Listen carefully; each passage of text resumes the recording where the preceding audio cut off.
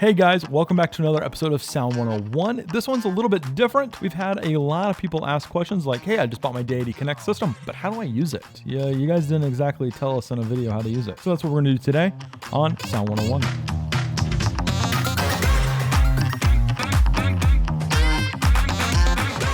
This video is going to be all about how to set this up very quickly and all the kind of settings that we use here at Deity Microphones for this channel when we go out into the field. So I'm going to grab the transmitter. This is actually the exact same one we use in all of our videos, you can see. Let me show you what our menu actually looks like. So here is our setting, and as you can see, as soon as I hit that menu, you'll see I've got a plus 24 going on in my transmitter. I think a lot of people, when they got this system, it came default as 0 dB. We actually updated that, so when you do a factory reset, it actually will factory reset to the setting plus 24 dB. That's going to give you a great signal to noise ratio. I also like to keep my limiter on, and that is just going to prevent us from clipping. You'll notice I am not using a low cut at this or the high frequency boost, because often here at Deity, we actually just clip it right here to the shirts, like when you watch that Foley video, because when you're doing those reality kind of shoots and you have a very small crew, the last thing you want to do is risk clothing rustle. If you go underneath the shirt, you may end up with some bad takes, but anytime you actually go on the outside of the clothes with your little lavalier, you're always going to be very good audio. And that's kind of our settings for this transmitter. If you do have people that get really loud and boisterous, you may want to drop that down to like a plus 21, maybe an 18, but for a lot of people at just normal speaking volume, plus 24 is going to do you wonderful. Now let's actually go over to the receiver. This is also where a lot of people seem to get kind of confused. We even had in our own office when we were beta testing these units, some of the people around here got kind of confused and only recorded one transmitter, not both. When you actually get this kind of unit, you'll notice this screen right here. It's your home screen, but as soon as I hit that menu button, you're going to get to an RX menu. And that RX menu is actually the receiver itself. So I'm going to select that one more time, and you can see output level and output type. Let me clear this up real fast. Output level is actually the level coming out of here, not here.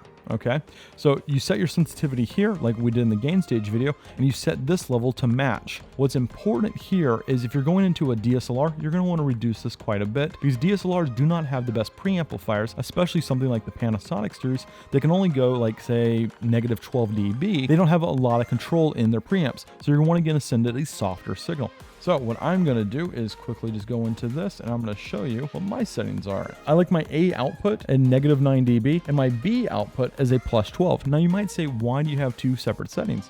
I'll tell you. My A output, I typically am using this on a DSLR. You may say, Andrew, you're a sound guy, shouldn't you be using this sound back? Not always the case. If you're doing a small little production, going right into the camera can be just fine enough. I mean, if you're only doing one lavalier, you don't need to set up all this extra stuff.